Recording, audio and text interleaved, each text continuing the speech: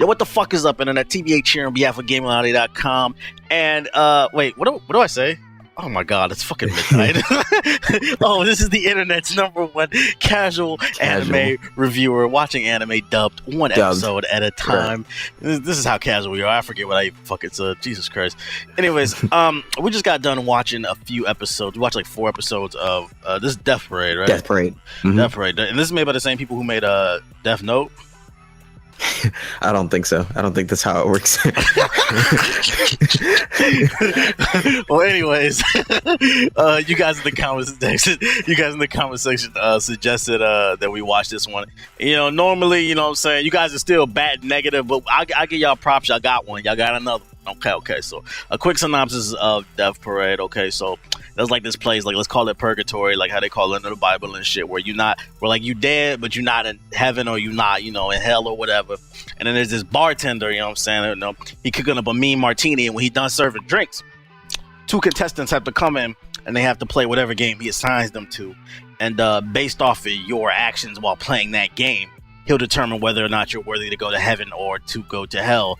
But then he reveals that it's not even heaven or hell. He just tells them that because that's what's easy for them to understand. He's actually sending them to reincarnation, or what was the other one? The Void. The Void, which is just an empty space where you just float. How you feel about this one, Anon? I like it. I think it has an interesting concept, and it actually I think it's a the best way I can describe it is, like, I think it's another psychological anime that like somebody who's casual could get into, that could like gateway them or segue them into something that's a bit deeper or a bit more heady. Of anime, okay, right? So like, if it's funny that you give it the Death Note comparison, but if you did enjoy Death Note for the fact that it was psychological, then you'll enjoy Death Parade. Their stories have nothing to do with each other, but just the fact that if you like that genre, then I think you could really get into Death Parade and you mess with it. So it's a W for me. What's the name? Yeah, I give it a W. At first, like the first half of the first episode, I was kind of like, okay, where is this going? And then once we saw how like their decisions affect, because I mean, the ultimate goal of the bartender is to, they're called arbiters. Their goal is to draw out the darkness in the people and see if they're really good in their or not. souls. Yeah. So like the way that he goes about doing it was, I found it to be interesting. Some more positives. The show has top-notch animation as well as top-notch. Oh my god, voice acting as well. Like this is one that I would highly recommend watching dub. Like, you know what I'm saying? If you got a problem watching dub, fuck you. It's like my dick. But this one, the dub is really good. This is a really good. And then the music is mwah! Like it has like this jazzy soundtrack that really fits the vibe of the show. Yeah, you feel like you're in a high-class hotel.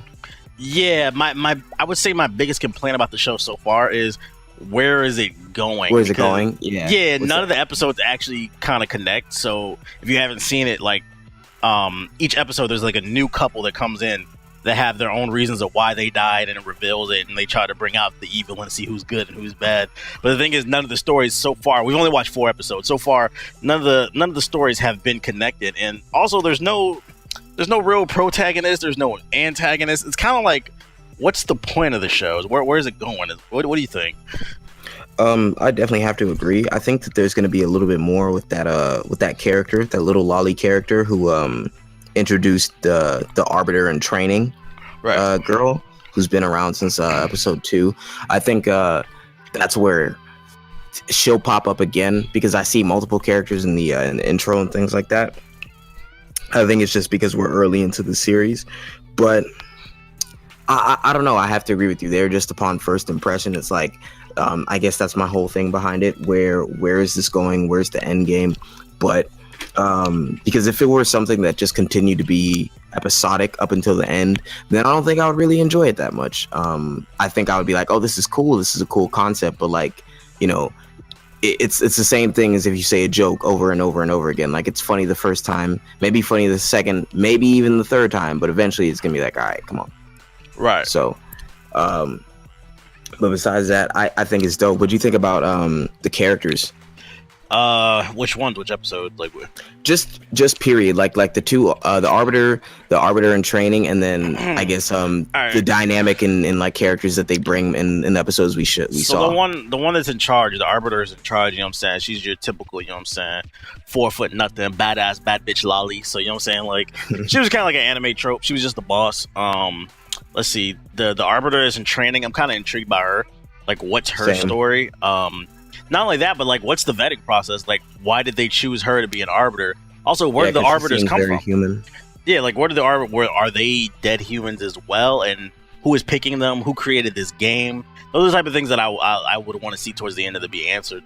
But the main arbiter, who's like the bartender, the guy with the blonde hair, who's serving white hair, who's serving the Diddy Ciroc.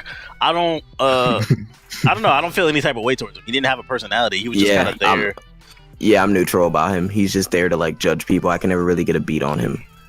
But then again, ultimately, I can't really knock points for that because it makes sense. Because when you have somebody who's dealing with judging people on a psychological basis, you don't want them to necessarily be over caring or over cold. You kind of want a neutrality from them, because if you get somebody who cares too much, then they might judge people too positively or too optimistically. You don't want them to have a bias. And then exactly. And same with the vice versa. But I'm very intrigued by the assistant though, because she seems to be popping up and she seems to be very inquisitive and observative even to like everybody. Yeah. And challenging. So I think it's a good foil for him. Like, she has enough personality for like both of them. Right. Like, it would have been boring if it was just him by himself, because then the show would have had to rely on the strength of each character and having to go through the motion of, this is a game, here are the rules, you're dead, are we dead?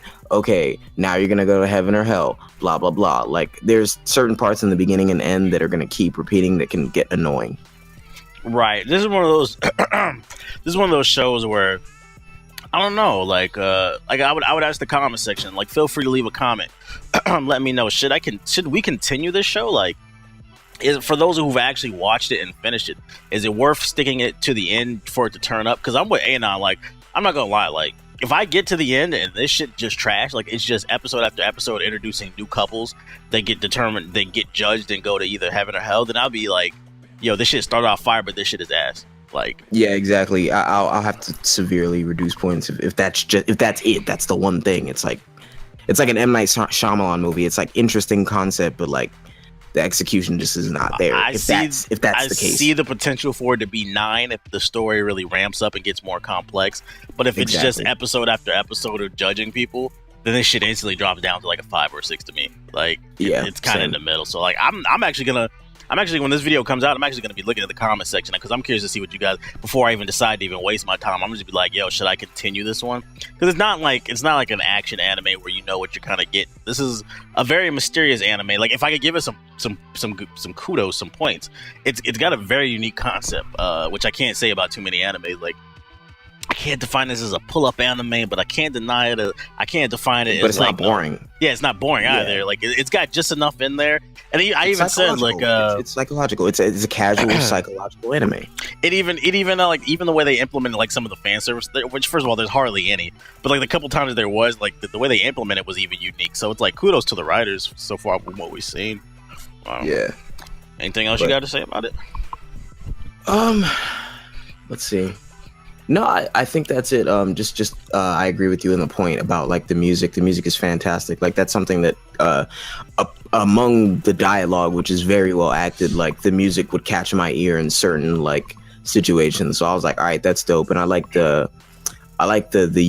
uniqueness of the games. Another thing I guess I would say is I hope that they diversify the couples more, because it seems to be just boy-girl couples. I'd like to see like girl-girl, boy-boy. Like, it doesn't have to just be like a boy and a dog, a male and a female. Like, well, a dog is, you can't really. All right, whatever. Well, I mean, it's like all magical. You have to suspend disbelief, bro. What are you talking about? Maybe a talking dog. Maybe if they got like a motherfucking, Scooby-Doo in there. I mean, they're in purgatory. Who's to say that they can't translate for the dog now? You ain't lying, but you know, I've never met a dog that was no. That's not true. Some dogs are assholes, but most dogs are fantastic. but yeah, I fuck with Death Parade. Go check that shit out. Okay. Yeah, I'm gonna give it the green light based off of first impressions. I think I'm gonna follow up with this one and like how I do on my personal channel. Like y'all see what my final thoughts are once I finish it. But for now, first impressions, I would recommend it. Other than that, if you guys enjoyed our conversation about Death Parade, feel free to leave a like on this video. Also, feel free to leave any suggestions. Smash that fucking like button. Twerk on that goddamn like button. If you have any suggestions for any anime you guys want to see us watch and discuss, feel free to leave those in the comments section below.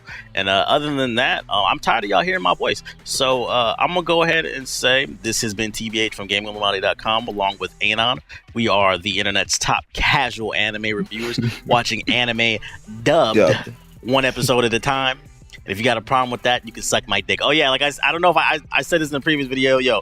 As the voice of the dub community, I'm working on our rights. You know what I'm saying? I'm working on our Bill of Rights, you know what I'm saying? So they can stop disrespecting us. So if they got a problem, I got a problem with you watching dub, let me know. Dubbed Army, we in here. Do woo, Dub Army, let's go. I'm out.